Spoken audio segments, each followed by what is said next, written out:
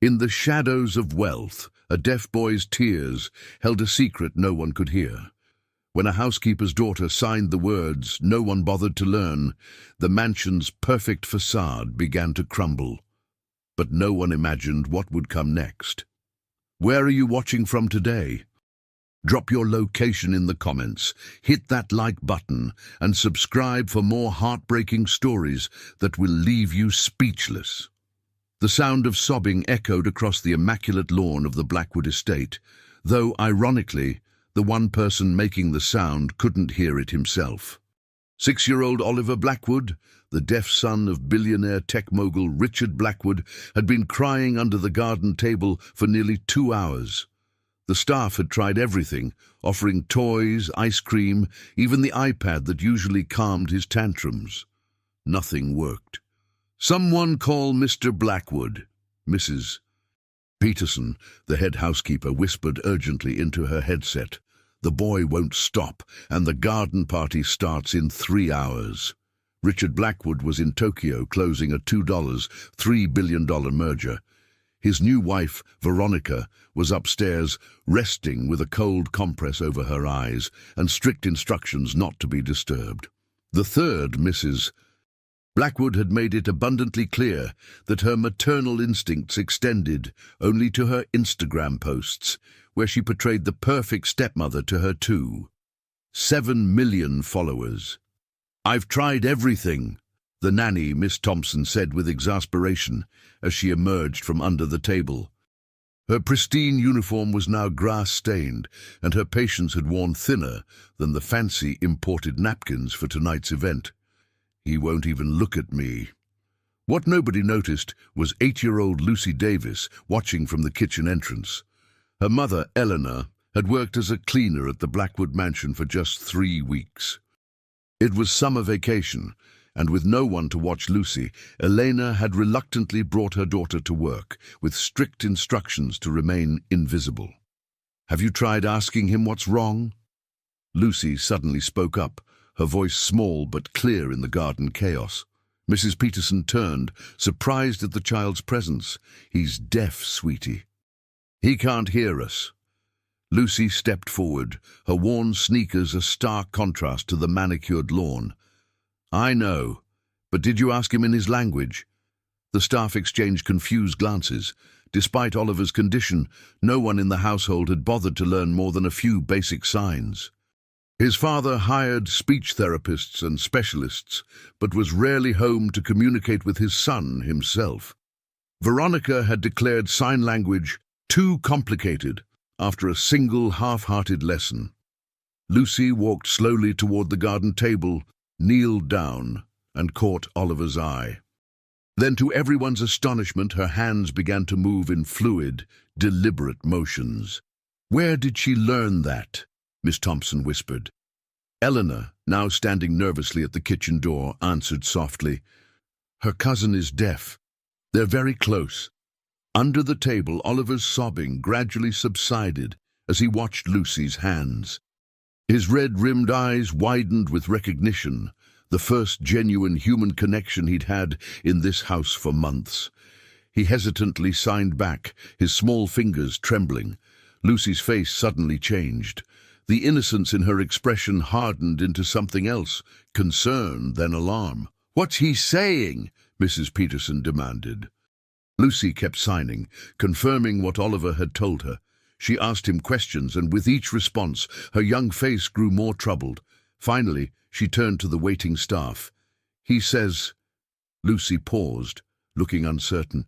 "He says his stepmother hurt him." The garden fell silent. Even the birds seemed to stop singing. "That's ridiculous," Miss Thompson said automatically. "Mrs. Blackwood would never—" "He says she pinches him when no one's looking," Lucy continued, "and last night she—" Lucy struggled with the words. "She locked him in the dark closet because he knocked over her special perfume."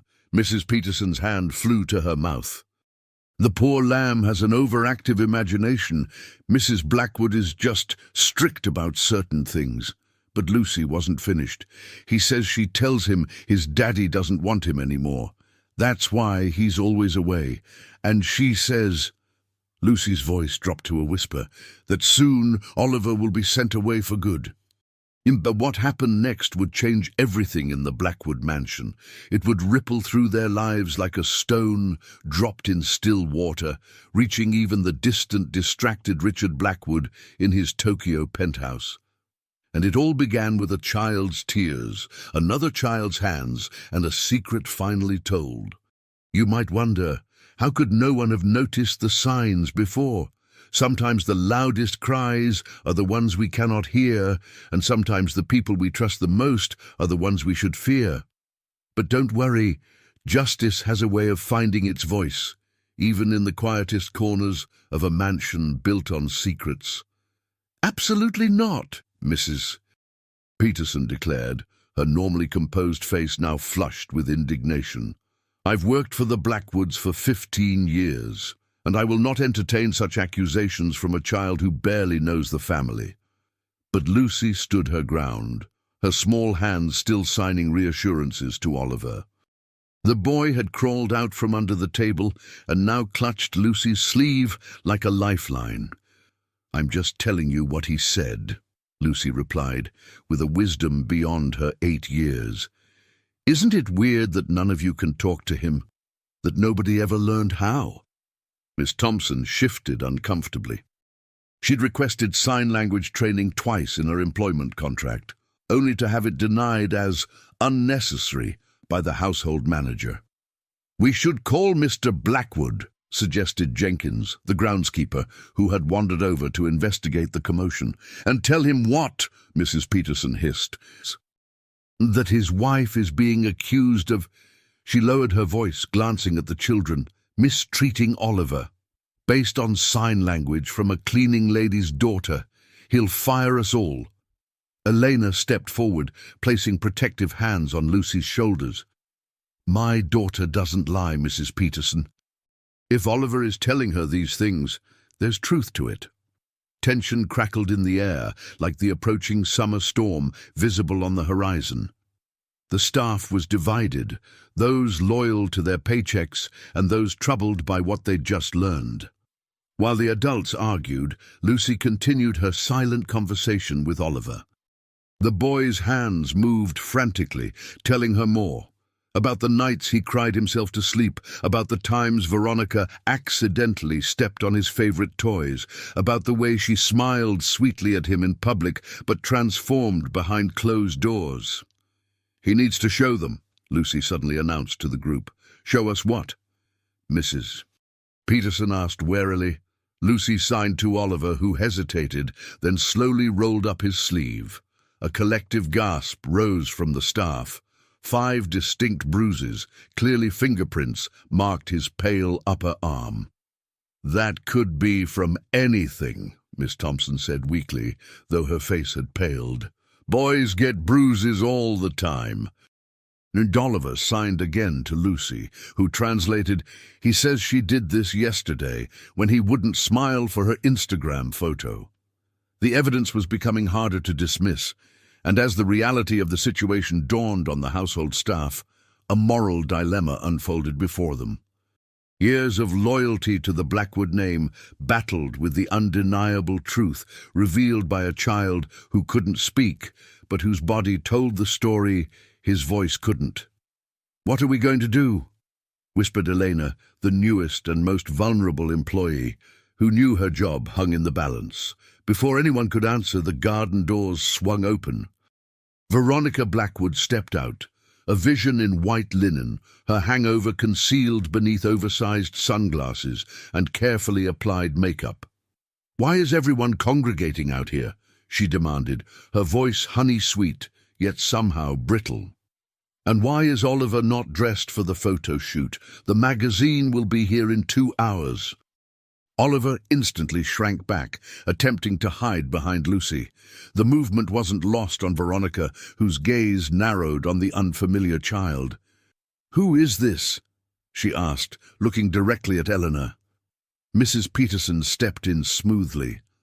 This is Eleanor's daughter, Ma'am. She was just helping with Oliver. He was upset earlier. Veronica's perfect eyebrows arched above her sunglasses. Was he now? Well, that's no surprise. He's been absolutely impossible lately. She extended a manicured hand toward Oliver. Come along, darling. Mommy needs you looking perfect for our family feature. Oliver didn't move. Instead, he frantically signed to Lucy, his small hands shaking. What's he saying? Veronica asked, a dangerous edge creeping into her voice. Lucy hesitated, looking at her mother, then at Oliver's pleading eyes. The adults held their breath. Would this child dare to speak truth to power? He says he doesn't feel well, Lucy translated cautiously. His arm hurts. Veronica's smile didn't waver, but something cold flashed behind her designer sunglasses. Does it now? Well, Mommy has special medicine upstairs that will make it all better. She took a step closer. In that moment, Mrs. Peterson made a decision that would alter the course of all their lives. She stepped between Veronica and the children. Mrs. Blackwood, I think we need to call Mr. Blackwood. There are some concerns about Oliver's well-being. Ever wondered what happens when the facade of perfection begins to crack? When wealth and privilege can no longer hide the ugliness beneath? You might think you know where this story is heading, but trust me, what happened next in the garden that day would shock even the most seasoned staff of the Blackwood estate. Veronica Blackwood didn't miss a beat. Her crimson lips curved upward in a smile that never reached her eyes. Concerns? What kind of concerns could you possibly have, Mrs. Peterson? Oliver is perfectly well cared for. The bruises, ma'am, Jenkins said quietly. The old groundskeeper had watched 3 Blackwood wives come and go, but he'd never seen a child harmed before. Bruises? Veronica laughed, the sound like breaking glass. He's a little boy. They fall, they play rough, they get bruises. Surely you're not suggesting— He told us, Lucy interrupted, her young voice steady despite Veronica's intimidating presence.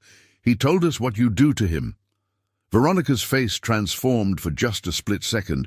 Rage flashed across her features before the mask of concern slipped back into place. She knelt down, bringing herself to eye level with Lucy. And you speak sign language, do you? Her voice dripped with condescension. How convenient that no one else here can verify what he supposedly told you. Lucy didn't flinch. My cousin Mia is deaf. We've signed since I was 4. Veronica stood abruptly, all pretense gone. This is absurd. I don't have to defend myself to the help. She turned to Mrs. Peterson. Call security and have them removed. The girl and her mother fired immediately. Eleanor stepped forward. If you fire us, we'll go straight to the police with what Oliver told us. The threat hung in the air like the distant thunder now rumbling over the estate. Veronica's perfectly composed exterior finally cracked. You think anyone would believe you over me? She hissed. I'm Veronica Blackwood. My husband owns half this town. You're nothing, less than nothing. While this confrontation unfolded, Oliver tugged urgently at Lucy's sleeve. He signed rapidly, his eyes wide with fear and determination. What's he saying now? Miss Thompson asked. Lucy watched Oliver's hands carefully. He says there's proof. In her phone, videos she takes when she's— Lucy hesitated, looking uncomfortable. When she's hurting him, she watches them later and laughs. Veronica's face drained of color. For the first time, fear flickered in her eyes. That's a disgusting lie, she whispered, but her hand instinctively moved to the pocket where her phone rested. Mrs. Peterson had seen enough. I'm calling Mr. Blackwood. She pulled out her staff phone. Don't you dare! Veronica lunged for the phone, but Jenkins stepped in her way. I think that call needs to happen, ma'am, he said firmly. What followed was chaos. Veronica screaming threats of lawsuits and ruination. Security guards arriving, confused by the standoff. Oliver clinging to Lucy, while the adults around them argued about what to do next. Elena made a split-second decision. While everyone was distracted, she slipped closer to Veronica and, with the skill of someone who'd cleaned the fingerprints off countless phones, lifted the device from the woman's pocket. Lucy, she whispered, passing the phone to her daughter. "Ask Oliver if he knows the password." Lucy signed to Oliver, whose eyes widened at the sight of the phone. He nodded vigorously and carefully tapped in a 6-digit code. "It's her birthday," Lucy translated. "She makes him memorize it so he can unlock it for her when her nails are wet."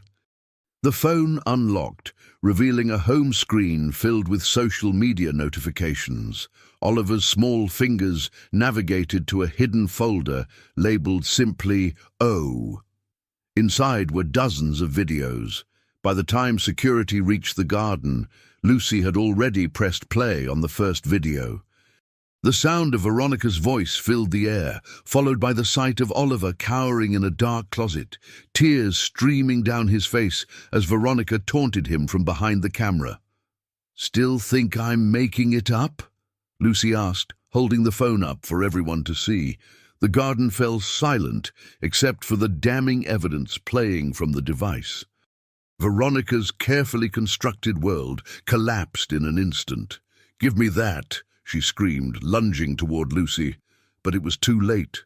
Mrs. Peterson had seen enough. Her hand shaking, she dialed not Richard Blackwood, but 911. "Yes, hello," she said, her voice breaking. "We need police at the Blackwood estate immediately. We have evidence of child abuse. You might be thinking this is where justice prevails, where the wicked stepmother gets her comeuppance, but life rarely ties up so neatly, does it? And when billions of dollars and powerful reputations are at stake, justice can be flexible. The real question is, who would Richard Blackwood believe? His trophy wife or the staff he barely acknowledged? And what would happen to Oliver and Lucy, caught in the middle of an adult world of ambition, cruelty, and secrets? The next 24 hours at the Blackwood estate unfolded like a perfectly orchestrated disaster. Police cars with discreetly dimmed lights arrived through the service entrance, a courtesy to the Blackwood name that made Mrs. Peterson's blood boil. Detectives interviewed the staff one by one in the library, while social services spoke with Oliver in the sunroom, Lucy by his side as translator. "This is a PR nightmare," muttered Bernard Kelly, the family's crisis manager, who had arrived before the police, a fact that no one found surprising. "We need to contain this." Veronica had been sequestered in the East Wing with her attorney, a sharp-suited woman who defended celebrities through scandals that would make even this one seem tame. By midnight, Richard Blackwood's private jet had touched down. He arrived at the mansion with thunderous silence, his face an unreadable mask, as Kelly briefed him in the study.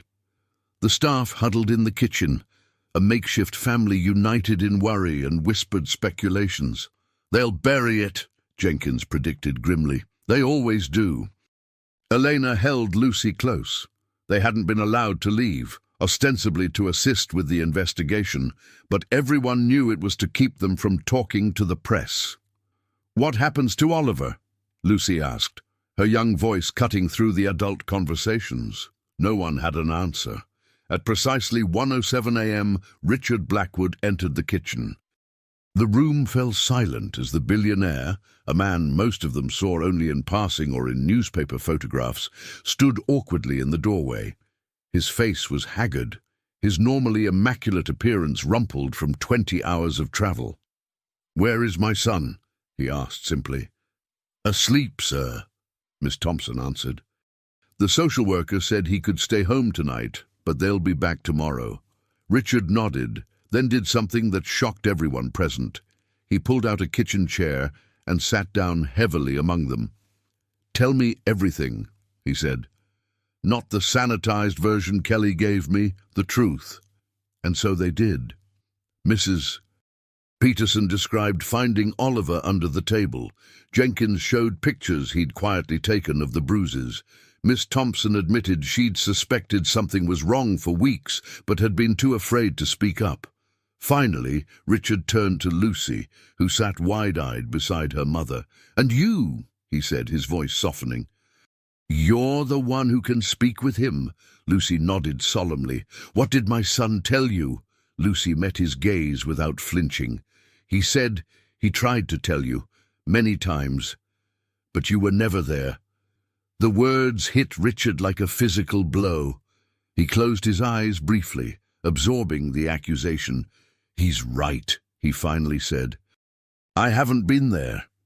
He looked around the kitchen at the staff, who knew his son better than he did. "I thought I was giving him everything by making sure my business succeeded. Instead, I gave him nothing that mattered." The kitchen clock ticked loudly in the silence that followed. "Sir," Mrs. Peterson finally spoke up. "What will happen now?" Richard straightened his shoulders. "Veronica will be gone by morning. The police have the evidence they need. My lawyers will handle the divorce." "And Oliver?" Elena asked softly. "Oliver needs stability, care, people who—" He faltered. "People who understand him, who can communicate with him." He looked directly at Lucy. "Would you be willing to teach me, to sign, I mean, so I can talk to my son?" Before Lucy could answer, the kitchen door swung open. Bernard Kelly stood there, his expression grim. "We have a problem," he announced. "Veronica's gone. She slipped past security, and she took something from the safe before she left." Richard was on his feet instantly. "What did she take?" Kelly's eyes darted around the room, clearly uncomfortable speaking in front of the staff. "It's fine," Richard snapped. "What did she take?" "Documents, sir, about Project Oracle." The color drained from Richard's face. "Lock down everything. Call Winston at the FBI. This is now a national security issue." He turned back to the bewildered staff. "I need to deal with this, but I promise you, all of you, Oliver comes first from now on." As he rushed from the room, the staff exchanged confused glances. "What's Project Oracle?" Lucy whispered to no one in particular. Mrs. Peterson shook her head. "Nothing good, if it's got Mr. Blackwood looking like that." What none of them realized was that Veronica's abuse of Oliver was merely the surface layer of a much darker conspiracy. The videos on her phone weren't just sadistic entertainment. They were insurance, leverage for something far more valuable. And now, with her cover blown, she had moved to Plan B. Have you ever wondered if evil has a purpose? If cruelty is sometimes just a smokescreen for something even worse? The bruises on Oliver's arms were visible, but the real danger remained hidden, for now. And the unlikely friendship between a billionaire's son and a housekeeper's daughter was about to pull them all into a conspiracy that reached far beyond the walls of the Blackwood estate. Dawn broke over the Blackwood estate with an eerie calm. The police had established a perimeter around the property, checking every vehicle that entered or left. Officers with dogs searched the extensive grounds, focusing on the wooded area that bordered the north side of the estate. Inside, Richard Blackwood had transformed the grand dining room into a command center. Men and women in dark suits came and went, speaking in hushed, urgent tones. None wore visible badges, but their authority was unmistakable. "What's happening?" Lucy asked, watching from the kitchen doorway as another black SUV pulled up the driveway. Mrs. Peterson gently pulled her away from the window. "Nothing for little girls to worry about," she said.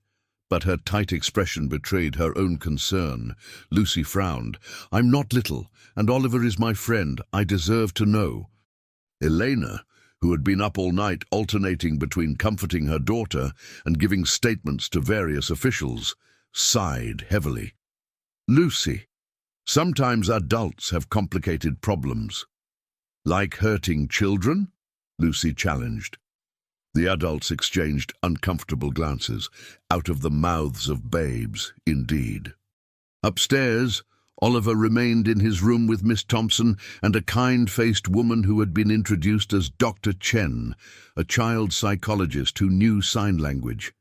The boy had refused to speak to anyone except Lucy, but Dr. Chen was patient, slowly building trust. Mid-morning, the atmosphere in the mansion shifted abruptly.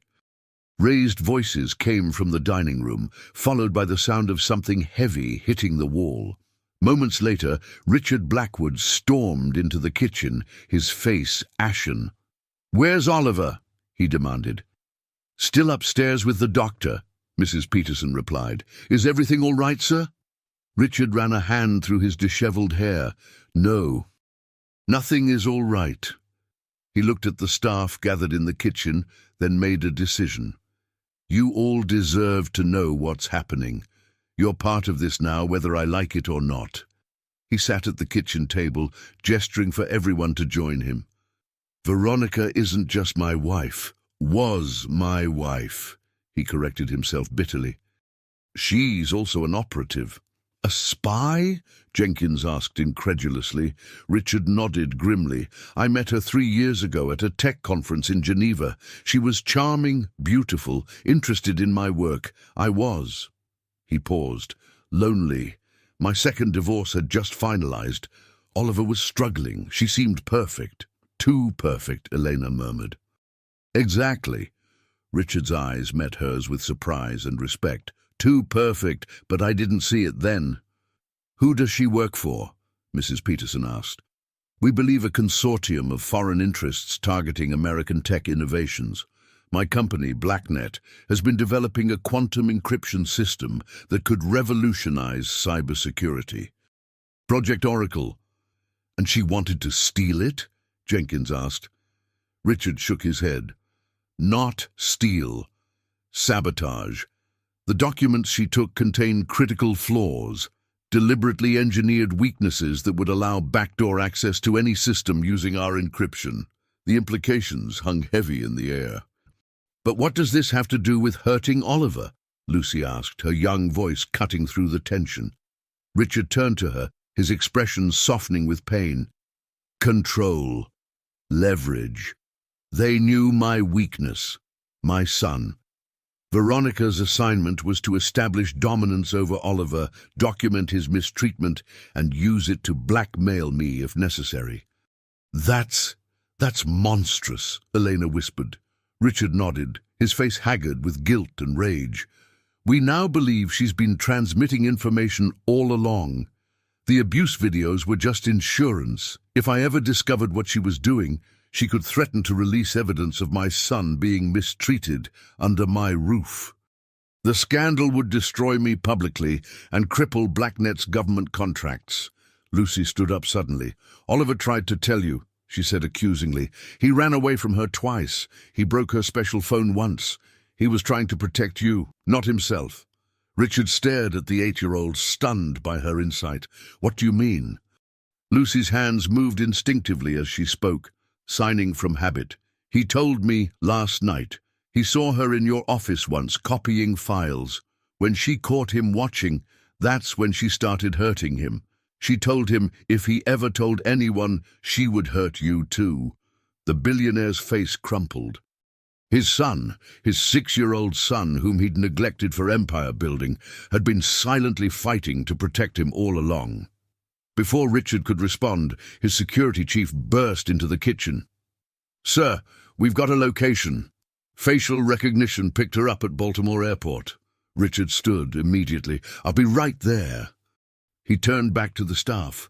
"I need to go, but I need someone to stay with Oliver, someone he trusts." All eyes turned to Lucy. Eleanor stepped forward protectively. "My daughter has done enough. She's just a child herself."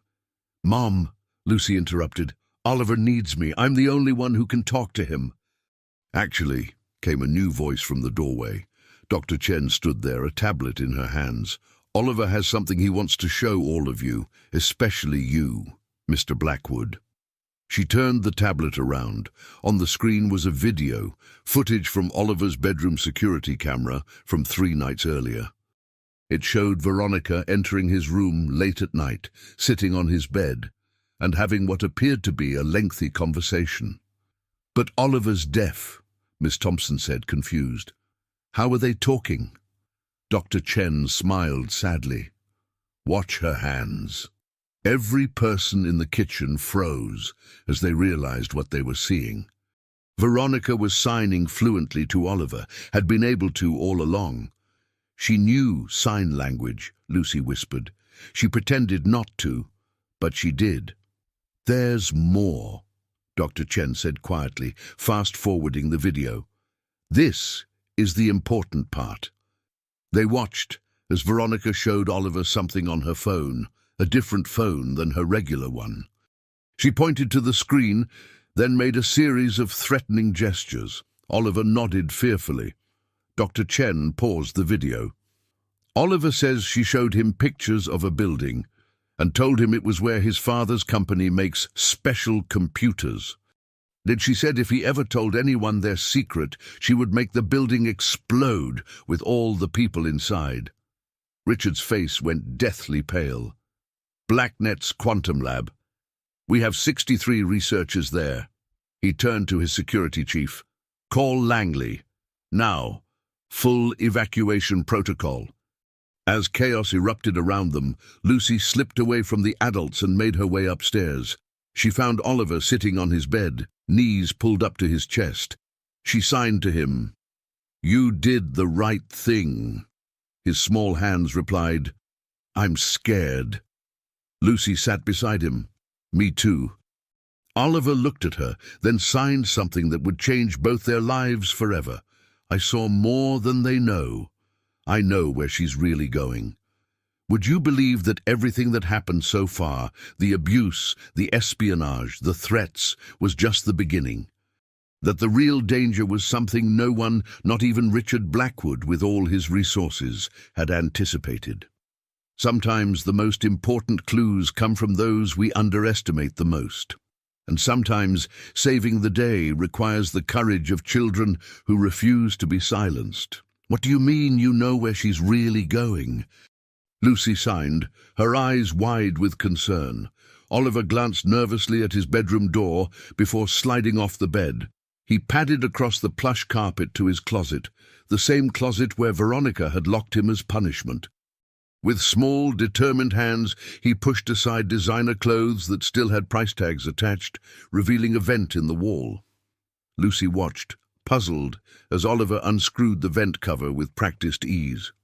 From inside, he withdrew a battered tin box, the kind that might once have held cookies or Christmas ornaments. "My secret place," he signed, "where I hide things from her." Oliver opened the box carefully. Inside was a peculiar collection, a miniature toy car, a smooth river stone, a folded paper airplane, and most surprisingly, a sleek black phone. Not a child's toy, but an expensive smartphone. "Is that hers?" Lucy gasped. Oliver nodded. "Her spy phone," he signed. "I took it 3 days ago when she was in the shower. She's been looking for it everywhere." Lucy stared in astonishment. "Does your dad know?" Oliver shook his head vigorously. "Too dangerous.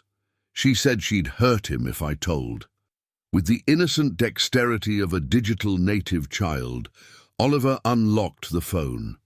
Unlike Veronica's personal device with its beauty apps and social media, this one contained only encrypted messaging apps and several folders labeled with codes.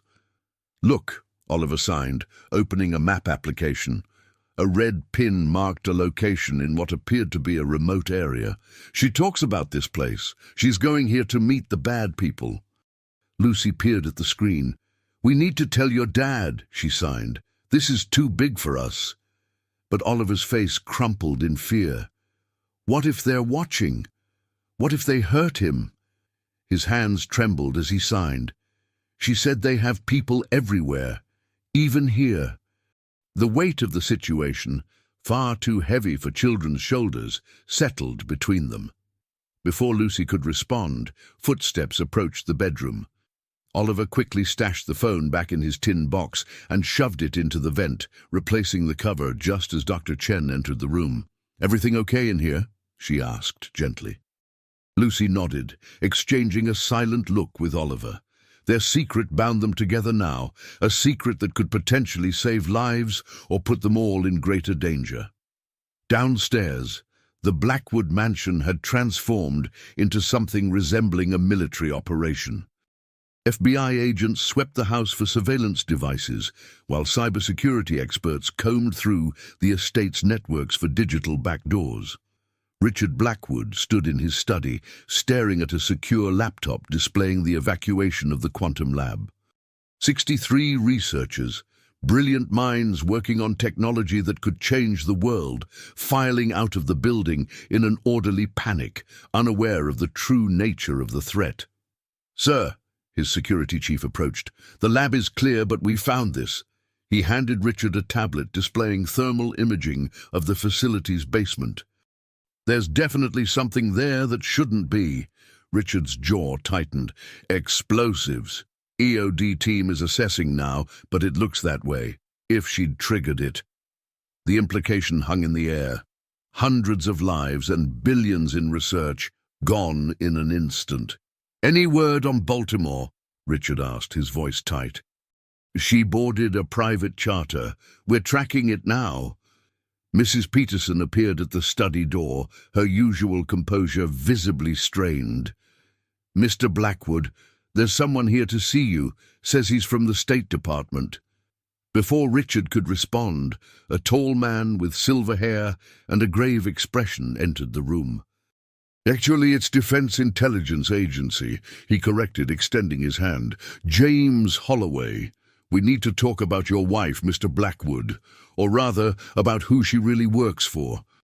As the adults pieced together the elaborate web of deception that had ensnared the Blackwood family, upstairs in Oliver's bedroom, two children sat cross-legged on the floor, planning their own countermeasures against forces they barely understood. "We need a code," Lucy signed, "in case we need to talk about the secret when others are watching." Oliver's face lit up. Problem-solving was his refuge in a world where communication was always a challenge. He thought for a moment, then signed, "Butterflies. When we say butterflies, we mean the secret phone." Lucy smiled. "Perfect. And if we need to warn each other about danger, we can talk about rainbows." Their childish code established, they pinky swore to protect each other and the secret they now shared. Ever wonder what courage really looks like? Sometimes it's not a hero charging into battle, but a 6-year-old boy who's been silenced his whole life, finally finding a way to speak truth. Sometimes it's an 8-year-old girl choosing to stand beside him when she could easily walk away. As Lucy and Oliver formed their innocent alliance, neither realized they had just become the most unlikely and possibly most effective counterintelligence team in America. And downstairs, as Richard Blackwood learned the true extent of the threat against his company and his country, the question burning in everyone's mind was, who was Veronica Blackwood really? And what would she do next, now that her cover was blown? "Her real name is Natalia Petrova," Holloway explained, placing a file on Richard's desk. Inside were surveillance photos of Veronica, no Natalia, with various men in different countries. Former Russian intelligence, now working as an independent contractor for the highest bidder. "And Mr. Blackwood, the bidders for your technology are very high indeed." Richard stared at the photos in disbelief. The woman smiling beside him at charity galas and tech conferences looked like a stranger now. "How did she get past our security screenings? I have a team that investigates everyone who comes into my life." Holloway's expression remained impassive. "She's been groomed for deep cover operations since she was 16. Her documented history as Veronica Winters is flawless. Harvard education, Silicon Valley startup experience, even an authentic-looking family in Connecticut." "The family I met," Richard whispered, remembering the Thanksgiving they'd spent with Veronica's parents, just months after they began dating. "Actors," Holloway confirmed. "Very good ones. Retired agents themselves." "And I fell for all of it," Richard said bitterly. "The perfect tech-savvy wife who understood my work, who seemed to care about Oliver despite his challenges." "Don't be too hard on yourself," Holloway offered. "She's fooled trained counterintelligence officers before.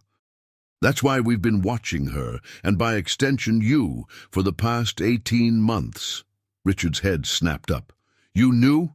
You knew she was spying on me and you did nothing?" We didn't know her endgame until recently. We had to let the operation play out to identify her network. Holloway, at least, had the decency to look uncomfortable. We never anticipated she would physically harm your son. That crossed a line. A line? Richard's voice rose dangerously. My son was tortured as collateral damage in your intelligence games. Before Holloway could respond, an agent burst into the study. Sir, we've got movement. The charter flight has landed at a private airstrip in West Virginia. Satellite imaging shows vehicles waiting. High-value targets confirmed on site. Holloway straightened immediately. How soon can we have a team there? 30 minutes by helicopter. Make it 20, Holloway ordered, then turned back to Richard. I need to go. We'll continue this discussion when I return. I'm coming with you, Richard said, standing. Absolutely not. This is a federal operation now. Richard's eyes narrowed. That woman invaded my life, endangered my company, and abused my son. I'm coming, or I'm calling every reporter in my contact list with the story of how the DIA used a child as bait. The two men stared at each other, a silent battle of wills. Fine, Holloway finally conceded, but you stay in the command vehicle. This isn't a revenge mission, Mr. Blackwood. Lie. As the men prepared to leave, neither was aware of the small figure that had crept down the hall to listen at the study door. Lucy, sent downstairs to get water, had overheard enough to understand that Oliver's secret phone might be crucial. She raced back upstairs, finding Oliver anxiously waiting. Butterflies, she signed urgently. They're going after her, but they don't know about the butterflies. Oliver's eyes widened in understanding. He retrieved the hidden phone, unlocking it quickly to show Lucy the map again. They're going to the wrong place, Lucy realized, comparing what she'd overheard with what Oliver was showing her. The phone shows she's going somewhere else. We have to tell them, Oliver signed, his small face determined. But how? They won't believe kids, and your dad is already leaving. Oliver thought for a moment, then his face lit up. He grabbed Lucy's hand and pulled her toward the window that overlooked the front drive. Below, they could see Richard and Holloway preparing to board a helicopter on the lawn. Too late, Lucy signed frantically, but Oliver was already moving, grabbing his tablet from the bedside table. With flying fingers, he typed out a message and hit send, just as the helicopter rotors began to spin. Downstairs, Richard's phone buzzed in his pocket. He almost ignored it, but something made him check. The message from Oliver's communication app stopped him in his tracks. Daddy, wrong place. I have her secret phone. She's going to the mountain, not the airfield. Richard froze, then turned to Holloway, showing him the message. My son says we're heading to the wrong location. Holloway scoffed. With all due respect, Mr. Blackwood, we're acting on confirmed intelligence. Your son is 6 years old and traumatized. He's also the only person who's been watching her every move for months, Richard countered. He texted back rapidly, Oliver, how do you know? The reply came seconds later. I took her spy phone when she was in shower. Has secret map, different from what they think. Richard looked up at Holloway, challenge in his eyes. Are you really willing to bet an entire operation on the assumption that my son doesn't know what he's talking about? Have you ever noticed how adults often dismiss children's observations? How the smallest, most vulnerable members of society see things the rest of us miss, simply because no one expects them to be watching? In the game of espionage and counterintelligence, perhaps the greatest advantage isn't sophisticated technology or trained operatives, but the innocent eyes that notice everything and the ears that listen when no one thinks they're paying attention.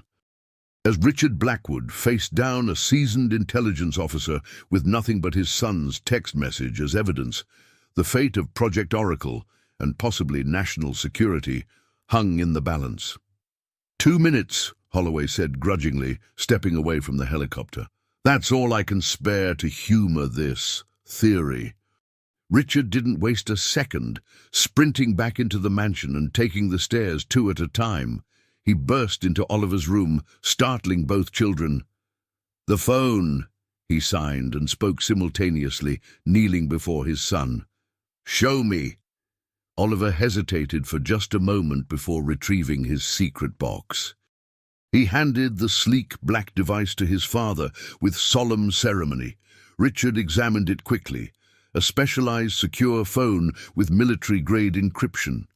His eyes met his son's, a mixture of pride and regret washing over his face.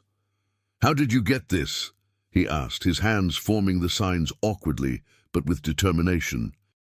Oliver's hands flew in response. "She was careless, thought I wouldn't understand, thought I was stupid."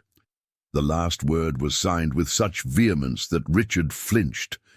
How many people in his son's life, himself included, had underestimated the boy because of his inability to hear? "You're the smartest person in this house," Richard signed back carefully, each movement deliberate. "Show me what you found."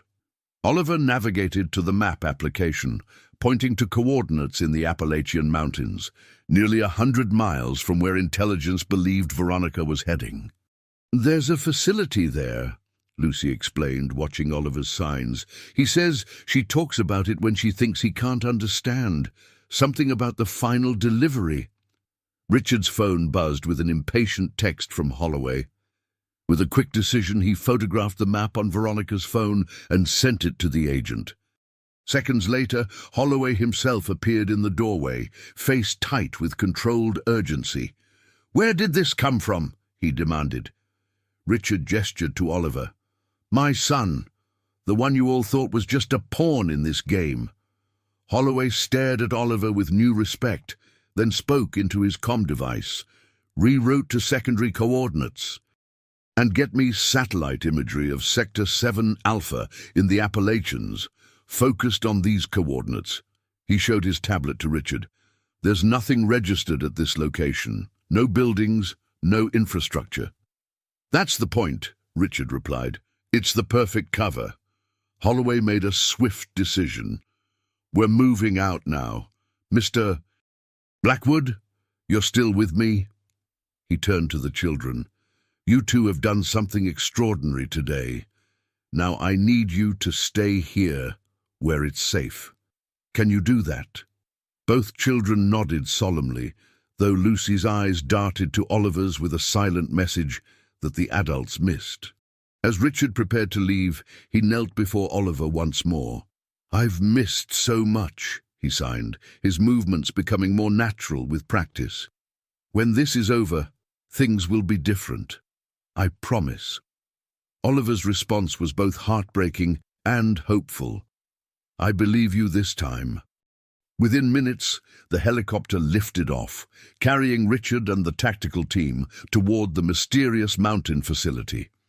The mansion settled into an uneasy quiet, with FBI agents securing the perimeter and staff trying to maintain some semblance of normalcy. In Oliver's room, however, a new plan was forming. "They still don't have all the information," Lucy signed urgently. "I heard the agent talking. They don't know what's inside the building." "But we do," Oliver replied, his face serious beyond his years. He navigated further into the stolen phone, pulling up architectural plans labeled Phoenix Site. Lucy studied the diagrams with growing alarm. "This isn't just a meeting place, it looks like a lab. And why are there quarters for so many people?" Oliver nodded grimly. "Not just a handoff. She's been building something there, something big." His hands paused, then added, "Something that needs Project Oracle to work." The realization hit them simultaneously. Veronica hadn't simply been stealing information. She'd been preparing a parallel operation, something that required the quantum encryption technology to function. "We need to warn them," Lucy signed. Oliver looked at her intently. "Rainbow," he signed, their code for danger. "They're watching us now." "The agents, they won't let us contact Dad." Lucy bit her lip, thinking rapidly. Then her eyes lit up. Miss Thompson always leaves her phone charging in the bathroom when she takes a shower, and she's watching us today." A conspiratorial smile spread across Oliver's face. Within 30 minutes, their plan was in motion. Miss Thompson, exhausted from the day's events, gratefully accepted Oliver's suggestion of a hot shower, while the children watched an educational program on his tablet. The moment the bathroom door closed and the shower started running, Lucy slipped in, grabbed the nanny's phone, and brought it back to Oliver, who quickly sent the architectural plans to his father with a simple message. Not just meeting, building something big. Be careful. Miles away, as the helicopter approached the mountain coordinates, Richard received the message. He showed it to Holloway, whose face darkened as he examined the plans. "This isn't an exchange site," the agent said grimly. "It's a black site research facility. And if I'm reading these specs correctly, they're building a quantum computer designed to break any encryption except Oracle." He looked at Richard with new urgency. "Your wife wasn't just stealing your technology. She was building the only machine in the world that would be immune to it while able to crack everyone else's security." "She's not my wife," Richard said coldly, "and we're going to shut this down now." As the helicopter began its descent into a clearing 2 miles from the hidden facility, neither man was aware that the mission had been compromised from within. One of Holloway's trusted team members silently sent a warning text, alerting the facility to the incoming raid. Inside the mountain complex, Veronica Blackwood, Natalia Petrova, received the warning with a cold smile. "Activate Protocol Omega," she instructed her team, "and prepare the welcome committee. My husband is coming to visit." And did you think this was simply about corporate espionage?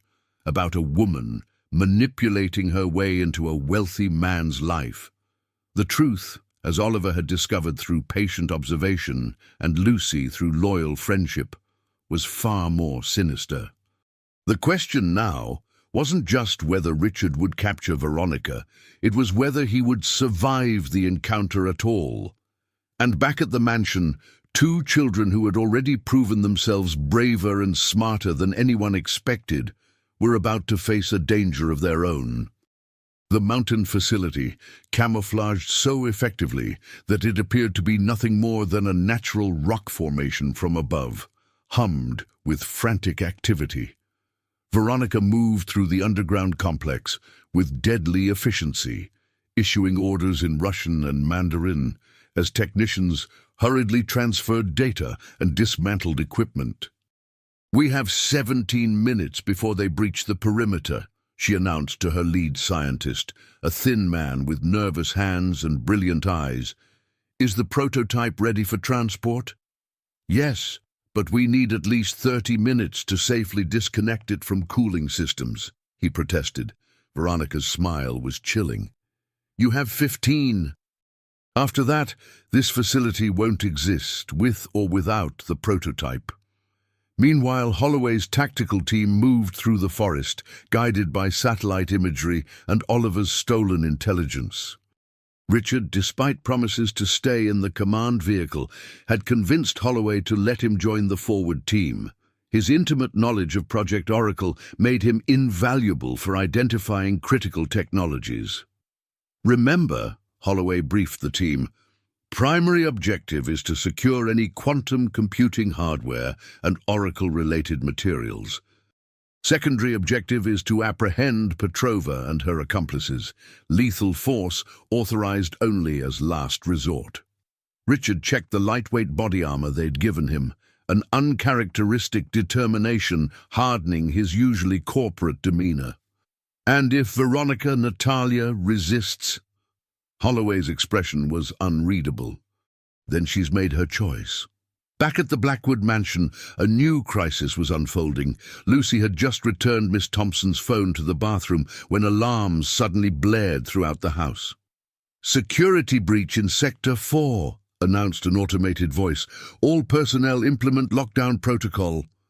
Miss Thompson burst from the bathroom in her robe, hair still dripping.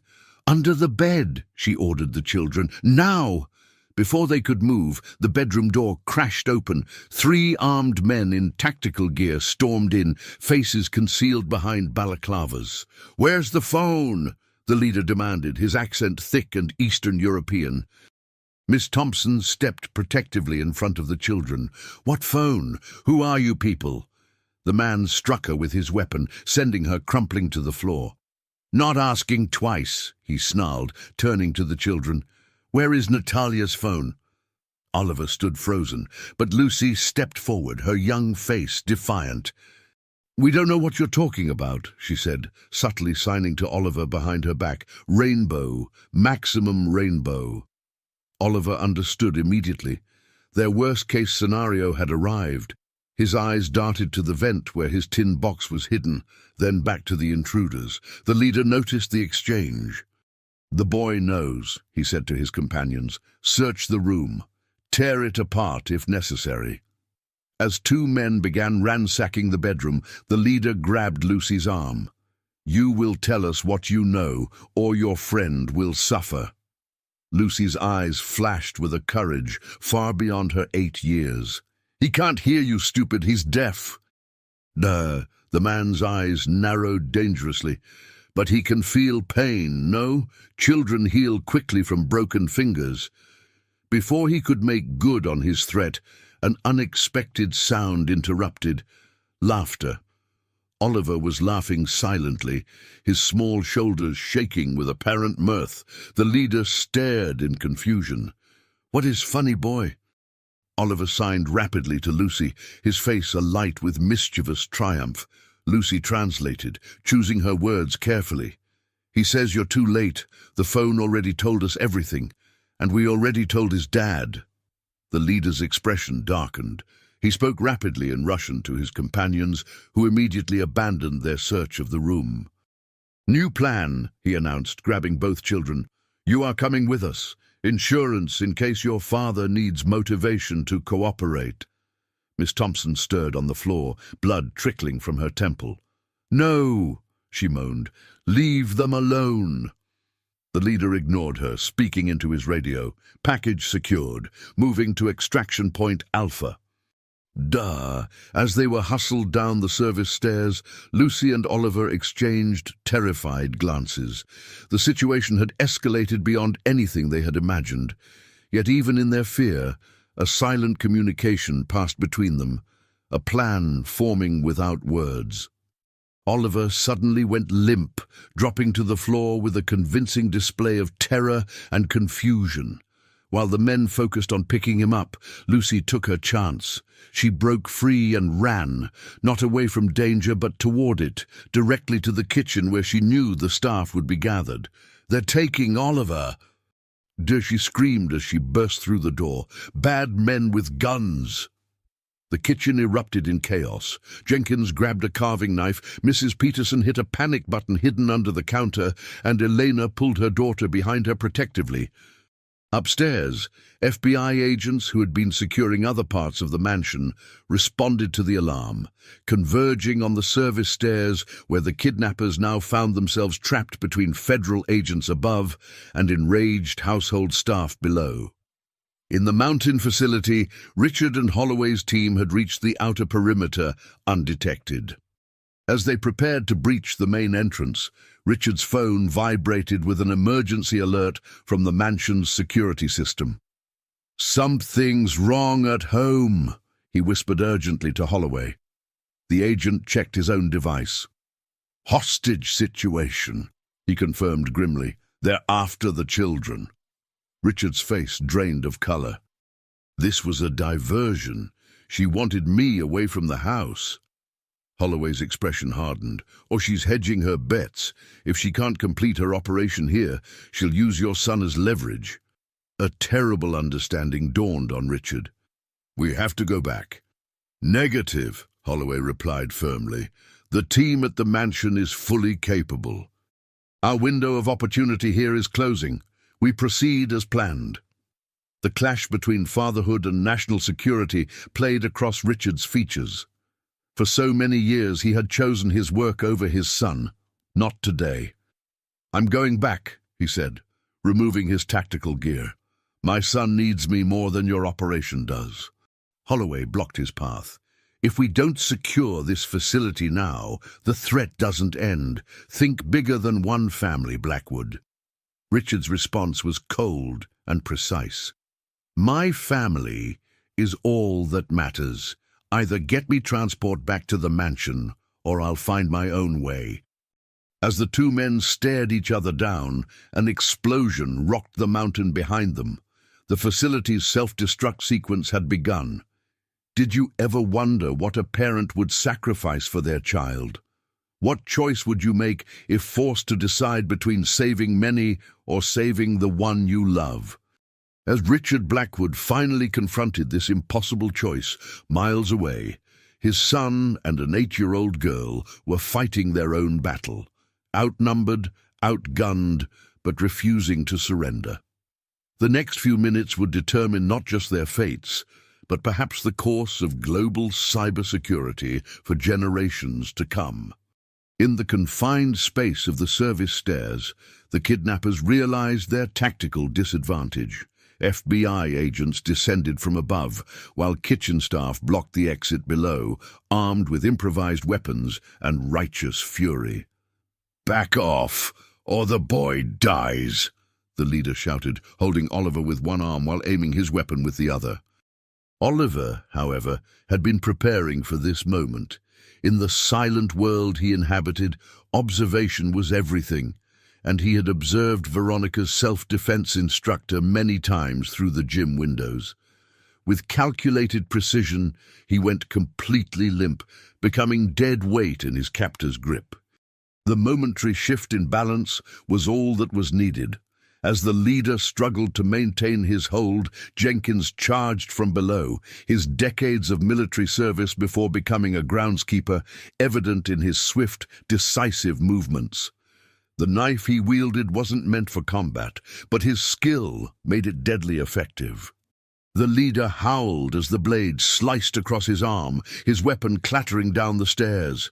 In the confusion, Oliver broke free, scrambling toward the FBI agents who had now closed the distance.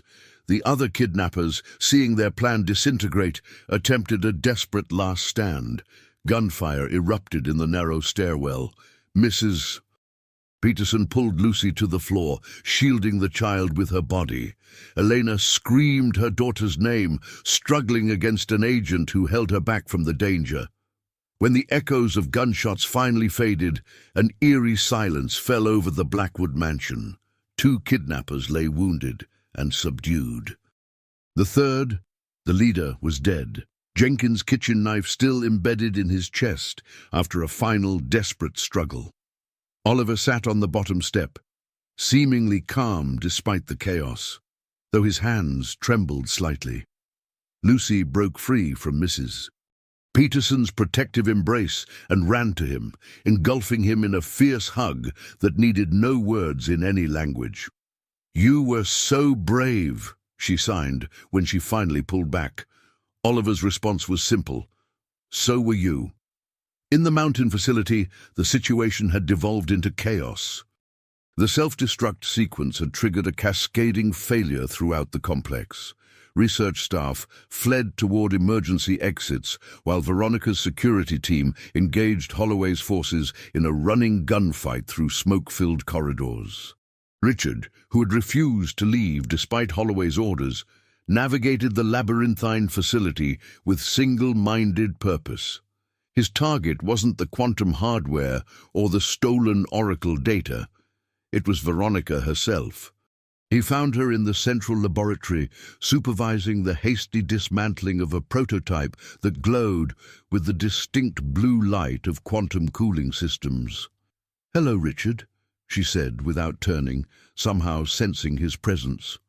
"You're earlier than expected. Your son must have been more resourceful than I gave him credit for."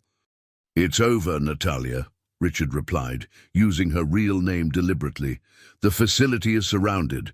Your team at the mansion has been neutralized. There's nowhere left to run." She turned then, and the cold calculation in her eyes made him realize he had never known her at all. "There's always somewhere to run, Richard. That's the first rule of our business." She gestured to the prototype. "And with this, I'll have every government in the world offering me sanctuary." "What is it?" Richard asked, buying time as he heard Holloway's team approaching down the corridor. "The future," she replied simply. "A quantum system capable of breaking any encryption except Oracle. Whoever controls both technologies controls the digital world." A smile played at her lips. "We could have done it together, you know. You never appreciated the true value of what you created." "At what cost?" Richard demanded. "Torturing my son? Betraying my trust?" Something flickered in her eyes, not remorse, but perhaps regret at tactical opportunities lost. Oliver was collateral damage, nothing personal. "It was very personal to him," Richard said, his voice deadly quiet. "And to me." The laboratory door burst open as Holloway led a tactical team into the room. "Natalia Petrova, you're under arrest for espionage, child endangerment, and about 24 other charges we'll sort out later." Veronica's hand moved swiftly to a concealed pocket. Agents tensed, weapons raised, but what she withdrew wasn't a gun, it was a small remote detonator. "I'm afraid I can't accept that invitation," she said calmly. "This facility is rigged with enough explosives to bring the entire mountain down. Unless you want to be buried under thousands of tons of rock, I suggest you let me leave with my prototype." A tense standoff ensued, with Holloway signaling his team to hold position, while Richard took a step closer to the woman he had once loved. "You won't do it," he said softly. "You'd die too."